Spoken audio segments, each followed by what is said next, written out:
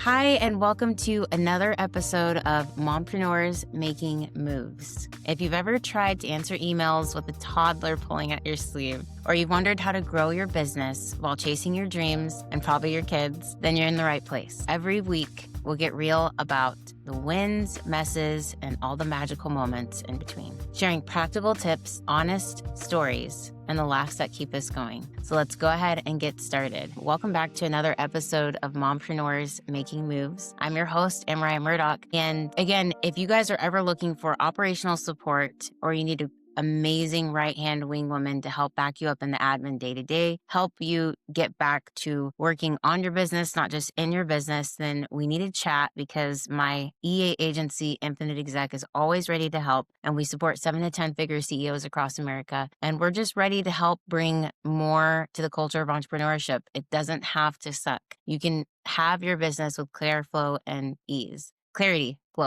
So definitely reach out if you're still thinking about that. But let's go ahead and talk about our episode today. Join us for a powerful conversation with Ashley, a coach and people strategist who helps high-achieving women master demanding identity transitions while advising startups on sustainable growth systems. And we're just going to dive into it. How are you today, Ashley?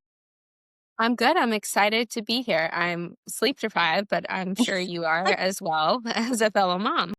Absolutely. And I know you guys couldn't hear our conversation before we started this episode, but I was telling Ashley, I don't know how I look halfway decent right now because I barely got here. I was almost out of breath just coming to my seat because I was running up the stairs because I couldn't find my laptop. I just had to put the baby down. And, this is the real unfiltered life of being a mompreneur. And it's hard, whether you have help or you don't, whether you work from home or not. It's just hard all the way around for all of us. And so just know we're in the throes with you in all of it. And it's a real thing. It's a real thing. Yeah, I was actually just thinking this morning as I was getting ready. I'm almost a year postpartum. My daughter's almost 10 months. And I expected things to just fall into place. I've got a system down. Everything's easy. No sweat. I have my energy back. I got my figure back. Everything. No, none of Yeah. those are true. I am as still surviving in so many ways. I am not yet thriving. That's just the truth of it. Yeah. Yeah. And honestly, there's so many times where I feel like I'm on the brink of failure. And I know it's not the most encouraging thing to hear, but honestly, I feel like, oh my goodness, what if I did all this work and it's all just gonna kaput? It's just gonna all go up and I tried, but oh well, it was too hard. There's so much out of our control. Like the clients we need to work with, their budget, our budget for what our family needs, the things that come up unexpectedly that trigger me financially all the time. And then the kid itself who needs you 24/7 looks for you and it's just you got to be there, you got to be on. And it's so hard. It's so hard to do that. I think the hardest part for me is switching between business and mom, the hats mentally, two different hats, much less wife and anything else I'm supposed to be doing because there's a lot of hats, but just the hat switching in general is very exhausting. Yeah. And allocating that time, especially if you have days that are really intense with work, which has happened to me a lot recently. I work with startups, so it's kind of like all hands on deck, and I enjoy that.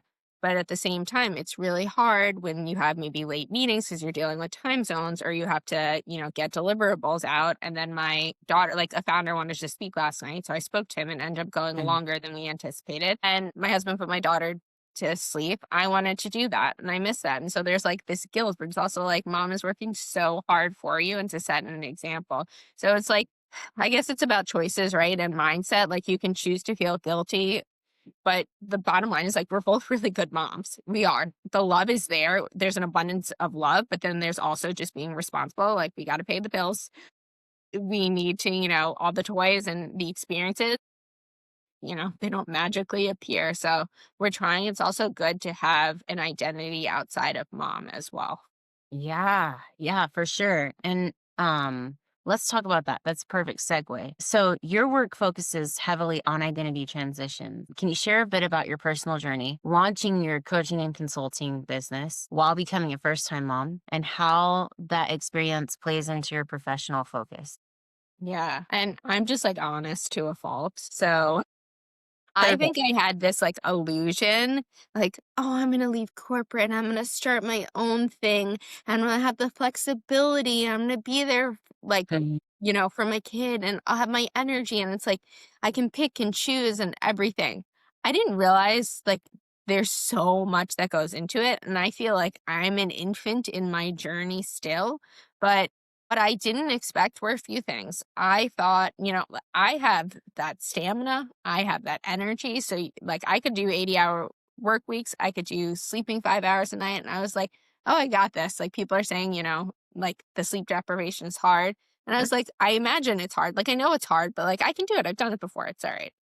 Well, when I became a mom, I didn't realize people talk about like postpartum anxiety, depression, all this. There's depletion. If you are pumping, you are feeding your child, like it takes a lot of energy out. And there's like this to the bone fatigue that you get. It's separate from a sleep deprivation. Like my husband's tired.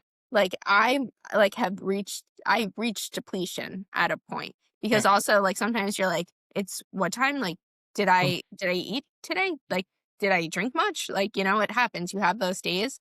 But ultimately, what I didn't expect it was hard to Mm. have a baby. And then, like, your business is a baby itself. Yeah. I would not recommend it, but that's just how my journey unfolded. Like, to do them both at the same time, that's like highly ambitious. Yeah. But I thought I would have the same threshold as I did before. So I didn't. I thought I could go, full on like pedal. I didn't realize that it's different. I knew my priorities would change, but I thought I could fit it all in and that I'd be the same person. And it'd just be like, you have a baby as an addition. So you're adding to your life. Mm. I didn't realize how much I would change and I'd become a new person as well. Yeah, and what has that been like for you? Like, do you feel lost in trying to figure out who you are? And is it hard for you to reground yourself in how you see yourself in general? Or is it like a little bit of like, I don't know anymore. I'm trying to figure it out. Or is it like, well, I have a good idea. I know where I kind of want to go, but it's a journey. You know what I mean? Like, what is it like for you now? Yeah, and there are a lot of women that are also in this. I'm just a little further along in the journey in some respects, but this liminal space.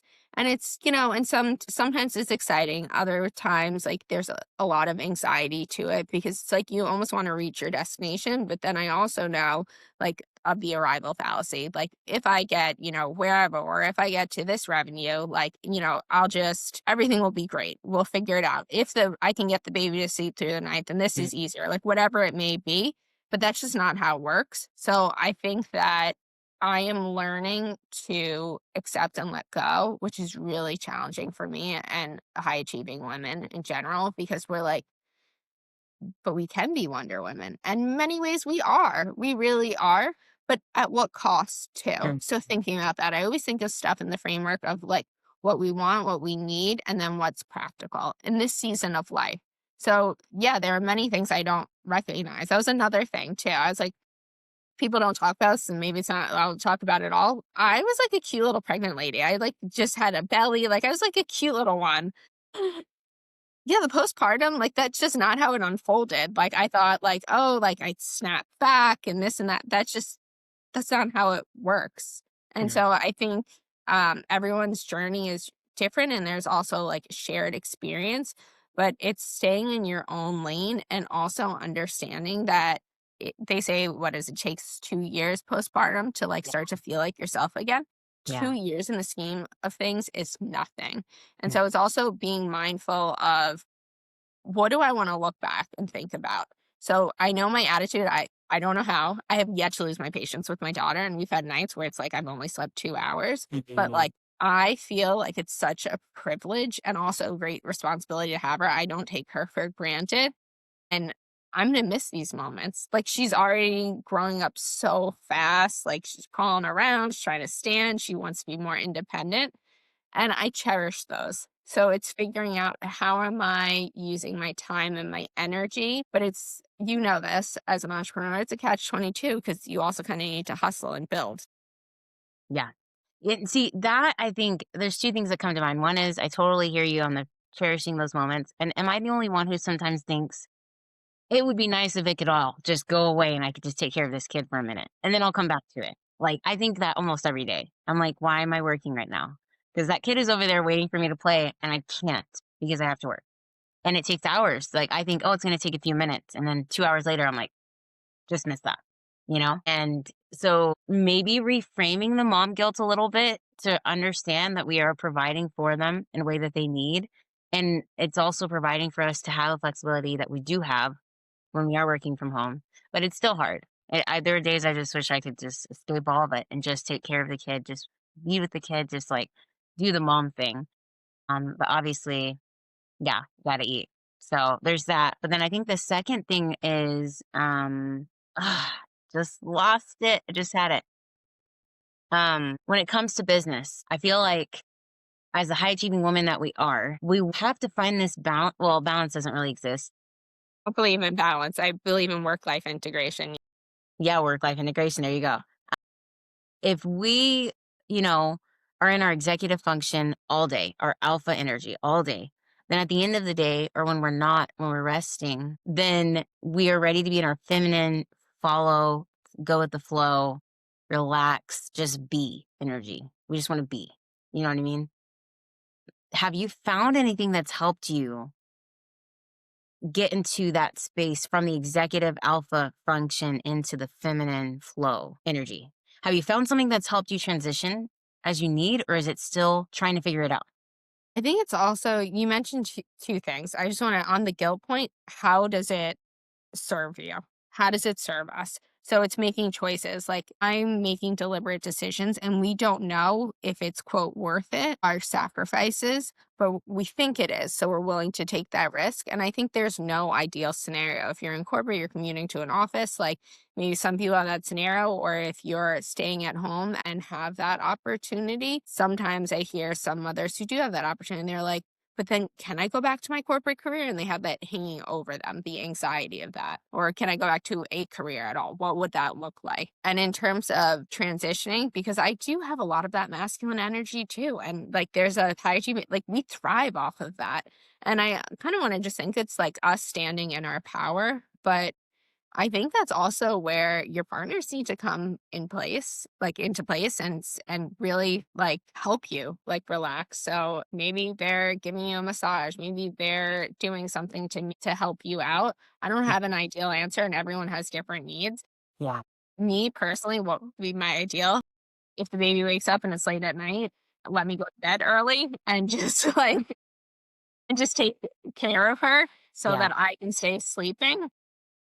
But I'm like very low expectations right now. You know what I thought about? Would I Mm, rather go on a vacation, like all expenses paid, mm. or just have like insane rest, like for a month, like sleep, like actual sleep and feel rested? I would choose to sleep rather than the experience right now. That's definitely the state. But I think it depends on the person. Some people like to wind down with like a bath and like, Mm. candles and all that stuff. I'm like a quick, like, I got to get in and out for the Yep. shower. And like, Same. I tell my husband the days I'm like washing my hair. So he watch the baby. Yeah. Yeah. Yeah. No, I am exactly the same. Exactly the same. I hear that getting through. Okay. So what would you say is one of the most challenging or unexpected moments that you've faced with your motherhood and entrepreneurship journey? The most unexpected.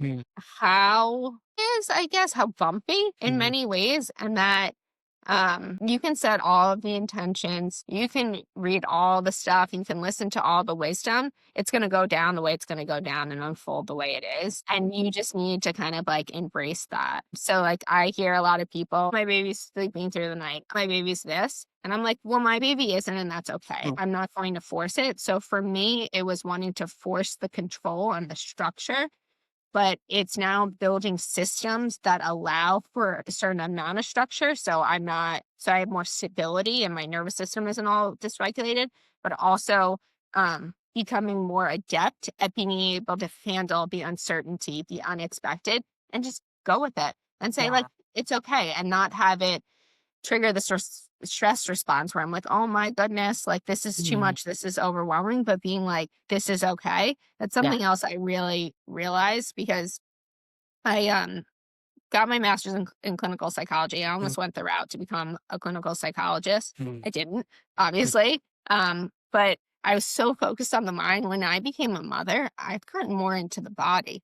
and the somatic work, because there's so much we can think something, but Yeah, you have to believe it, especially in the body. And I think that a lot of people talk about growth mindset, fixed mindset. The next thing people are going to be talking about is nervous system regulation. Because a lot absolutely. of people, I get so dysregulated. And then when you're postpartum, you have that.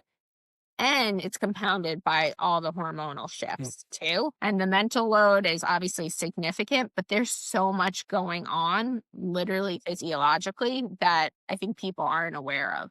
Yeah. Yeah, no, the nervous system regulation, it's a trending topic for a reason. Because your body has to feel safe before anything else.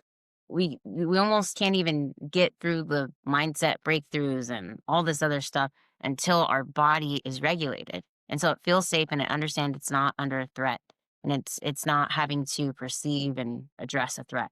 Because if it's still in that response, it doesn't matter how many medications we take, how many people we see, how many therapy sessions we go to. The root of that being regulated is always going to come back to that. Yeah, that is definitely a hot topic for a reason.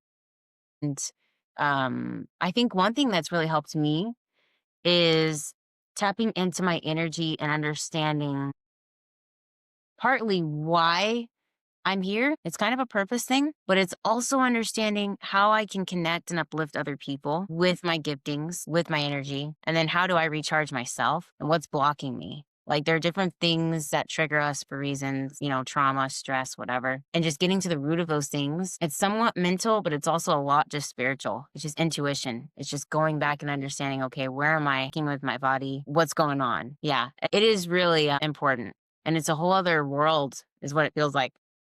Yeah, I'm curious to know from you, what helps you really recharge? Because the mental load, that's something else I didn't anticipate. Like you can't shut your mind off. Like you're sleeping and you're still kind of like at a surface sleep, kind of like, is that baby, is baby okay? Like, oh my gosh, did I like, complete this or whatever it may be? How do you really get yourself to just like slow down and you'll recharge?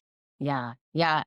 So two of the ways that immediately come to mind are comical. And I say comical because of the stage of life I'm in. One is spending time with just my husband, just me and my husband. Like we just have fun. We're best friends. Like that recharges me. We don't get any time, like at all. There may be like that time at midnight and then we're both in bed and we're like, finally got time. And then we're asleep. So that piece recharges me, but I can't tap into that a lot. And then the other thing is exercise. I've been going to the gym more, like you talk about postpartum body. And I can't always go to the gym though, because that means I need a babysitter or my mom to help me watch the baby because husband was working and this is happening and that can't always happen. So the two things that I already know, time with my spouse and then exercise, that help me, I can't always do.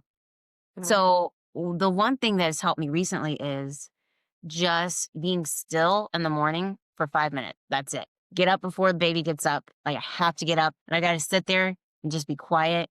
Just pray, meditate, for me, I read the Bible. Whatever it looks like, just take that minute to ground myself. And then this is something that I did recently because I'm really into energy right now. So you're Yeah. going to hear me say it a lot, but I did this exercise called release and receive. And it's literally just something that came to me. But the idea is that you release the things from the past year that were hard, difficult, not fair, even hard to process. Like my birth was intense. I had to release that it didn't go the way that I thought it was going to go. And then by doing that, even the things, like I said, whatever I think was unfair, it doesn't have to be that it was actually unfair. It's the way that I saw it. It's the feelings I had, big feelings, big emotions, experiences, whatever, disappointments. I had to release that and say, it's okay. And it's okay to feel that. And I don't have to figure it out. I'm always tempted to figure it out. Like, well, why did I feel that way? And how did that? And it's like, no, just understand that that's where you were at and that's how you felt about it. And it's okay to feel about it. But now it's time to release it. So then I can receive the good things coming. And so I did that exercise by myself in the morning, middle of the morning, baby's asleep.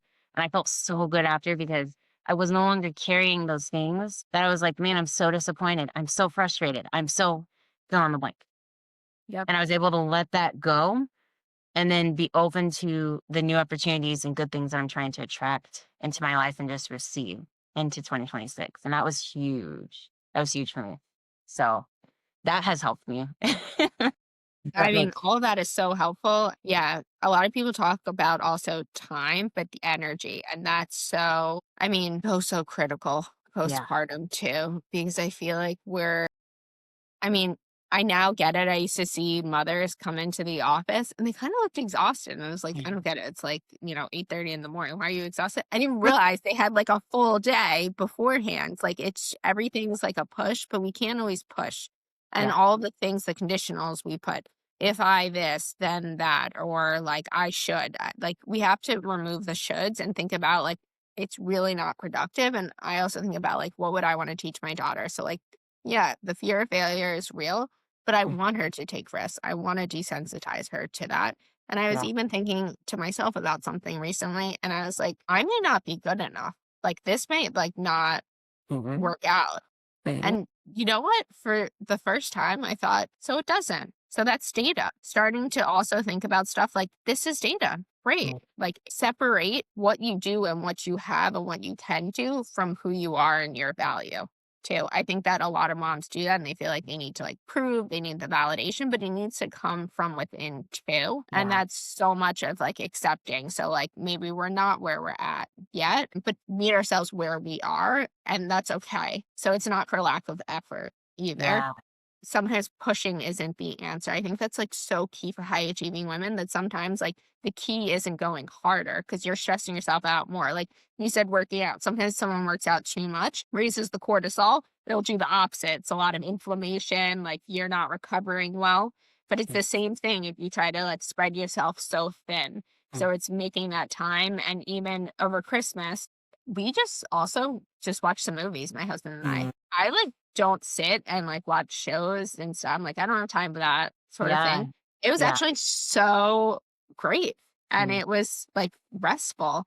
We don't do that often. And no judgment, like if we did, but Right. it was helpful rather than being like, oh, I have all these other things, but saying like those can wait Yeah. as well. Yeah. Yeah. No, I love that. I love that piece of advice. And also being open to things that you may not usually do to help recharge you at different moments where it works. Yeah. Because I think when we're so high achieving, we're doing so many things, we feel like everything has to be a regimen, right? Like, Yeah. okay, if I'm going to rest, then I have to do my self-care. I'm going to have my massage. I'm going to sit in that bathtub. I'm going to soak and I'm going to relax. And I'm going to make it work. And just forcing rest into our schedule, or what we think to be restful, or what should be restful for other people. And we should feel rest when we do it, but we don't, because our minds are still racing. Like you were talking about, quieting that mental noise. Like we just need to be open. There's the ebb and flow. Like it's a whole other level of, I remember reading a post on LinkedIn. It said rest is work too, because society taught us that rest should come easy, that rest is, we should be happy with fill in the blank. You know what I mean? Whatever that means. And that we don't even deserve rest until we've worked so hard. We have to hustle so then we can deserve the rest. Like all these narratives around rest, which makes it so confusing. It's no wonder we have a hard time getting to it. And then And even real rest too, Yes. not like going, it's like check up. Okay. I didn't work Yeah. out today, but I walked 5 miles and the whole morning show, I meditated. I like did the cold plunge. That like, maybe that's not rest. Maybe it's like literally I just let myself sleep in. And like, I felt like going to the diner with like a girlfriend and having like pancakes, like whatever it may be. Yes. Yeah, exactly. Exactly. So just being open to redefining what rest and other things look like, and really getting back in touch with who we're becoming. Because the hard part is there's no playbook to let us know how this all works out or what we're supposed to do. And we're changing. And then we're realizing, oh, wow, I'm not the same. I don't see it the same way. I don't feel the same way. My body definitely doesn't feel the same way. And just finding out what that means and what that looks like moving forward. Yeah, that is very important. And I have to cut us off right here because the time that we have allotted is now up. But this was super helpful. And I'm really glad that we talked about nervous system regulation and your raw experience as a mom. I really feel like we barely just got started. So we might have to have you back. But thank you for your time. And for those who are listening, and hanging out with us today on Mompreneurs Making Moves. If you found a little encouragement, a fresh idea, or just felt seen, we'd love for you to subscribe and share this with your mompreneur friends. And remember that every small step you take in your life and in your business matters, and you are absolutely not alone on this journey.